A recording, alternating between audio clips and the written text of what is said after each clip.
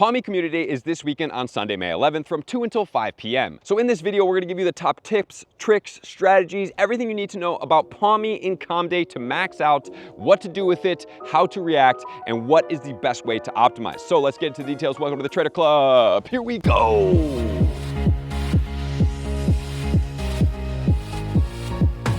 So for 3 hours on Sunday the 11th, you're going to be hunting Pawmi, which is going to be the first time debut of its shiny. This Pokemon is going to be a pure electric type Pokemon, and unfortunately for this Pokemon, it's cute. Is it the most effective Pokemon in the game? It is not a super relevant attacker to be able to go out and use it in raid battles, and unfortunately in PvP, it's not crazy either. However, that doesn't mean we shouldn't take advantage of this Pokemon being as a shiny in the wild for Comm Day, which it does include the bonus of quarter egg hatch distance. So what I'm going to suggest you guys for that bonus is going in with 12 kilometer eggs if you guys like to hatch eggs for Stardust, then putting on these eggs as soon as Comm Day goes on, and you can walk these eggs for a minimal amount of effort. If you use a regular incubator, that is going to be 1/4 of that for a grand total of 3 kilometers.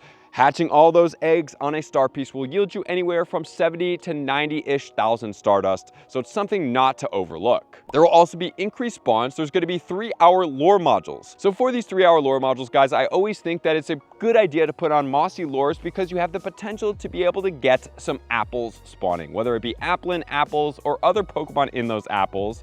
You might as well capitalize on this, especially when it's for 3 hours. So I think from right now for the future, using those mossy lure modules are always a good bet. Even if you don't use a ton, having a couple of them can enhance your Comm Day experience potentially by getting yourself an applin encounter. There's going to be 3-hour incenses, so if you guys do want to go after that. Not only that, guys, we are getting the increased spawns. Pawmi will be everywhere. We're getting an additional special trade for 2 special trades, 50% reduction in Stardust cost for those trades, and 2 times catch candy and 2 times the likelihood of getting XL candy. Well, this Pokemon is an electric type Pokemon, so any of the megas that match will help out. Those megas could be Ampharos, Manectric. Ampharos at least has a dragon and electric typing, and then you can use the Kyogre, which will be electric. It will be water as well as bug. So that's going to be a trio. I always use Kyogre, Groudon, or Rayquaza if I can help it because it boosts 3 typings, matching to their weather condition that they are boosting. And during Comm Day, if you do evolve, it's going to be Brick Break on the Pawmot. And Pawmo into Pawmot usually takes kilometers as your buddy. However, during Comm Day, it's going to take 1 kilometer as your buddy adventuring together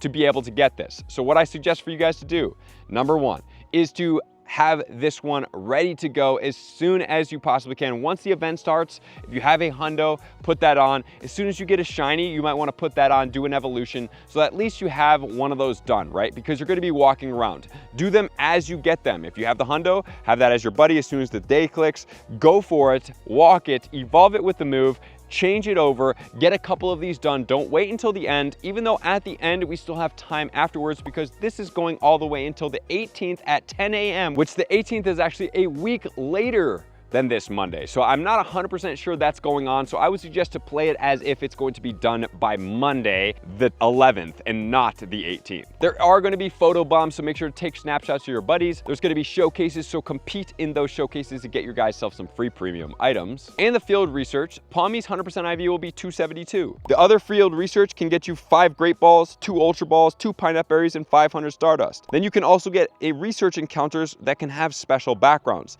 These research encounters will be win a 5-star raid or higher, trade a Pokemon, or complete a party challenge. So the party challenge is very easy. Get into a party and play the day. Obviously, the win a 5-star raid or higher is not the one I suggest you guys do, because that is going to cost you premium resources to be able to complete, and I don't really like encouraging that. So do the other 2, skip out on this one. They're very easy. That one takes more. And then we have the $2 research add-on. If you guys do want to check it out here, use 25 berries to help catch Pokemon.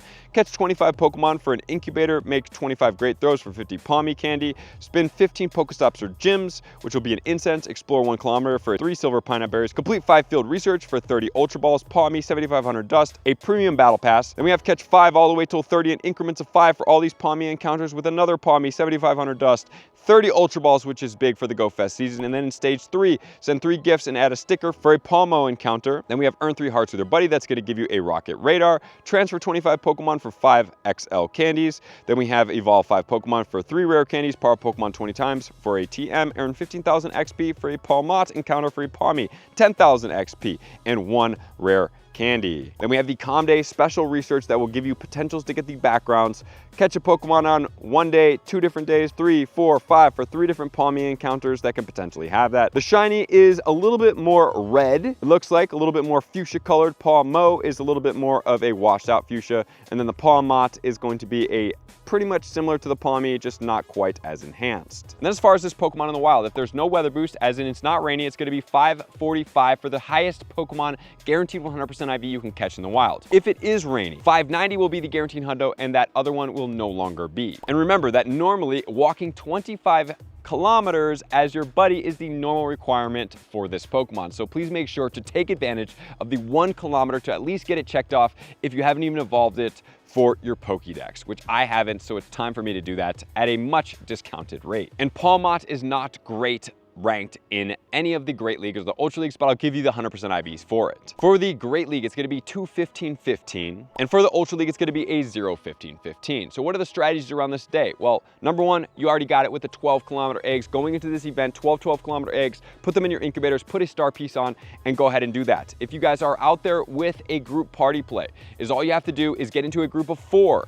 Then, for every one that you use, if everybody uses the same amount of premium items, you're getting 2 times that. So let's think about it. If we all use 2 star pieces, normally that's going to give us an hour. But if 4 people use 2 star pieces each, that's giving you 2 hours worth of star pieces as opposed to 1. The same goes for lucky eggs. The same thing goes for incense. So take party share as an advantage for you in the game. Even if you don't know anybody, just ask somebody, hey, you want to join a party? We're going to share some premium items. We're going to get a discount on these. Done. Easy to do. Know the 100% IVs. You have the PvPs if you guys do want that. But most importantly, just catch as many of these as possible. Catching these helps out. If you have the party play, you guys do lucky eggs. You're hitting great friends, best friends, ultra friends, whatever that situation is on lucky eggs, at least in the beginning of the day, is going to help out. So you might as well stack on some extra XP while you're out there playing. Hit those excellent throws, because even though there is no XP bonus, it still does stack up for your XP, especially when there's so many spawns out there.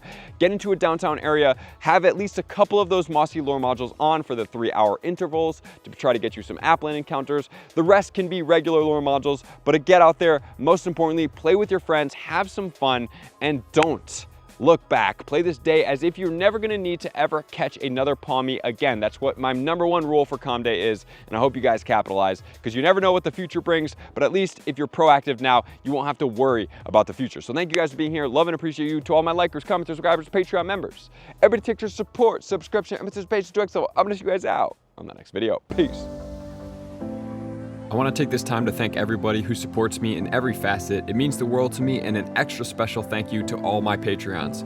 I greatly appreciate the extra support to continue to allow me to pursue Pokemon Go full time, allowing me to create my daily video uploads in the most timely fashion for everyone's benefit.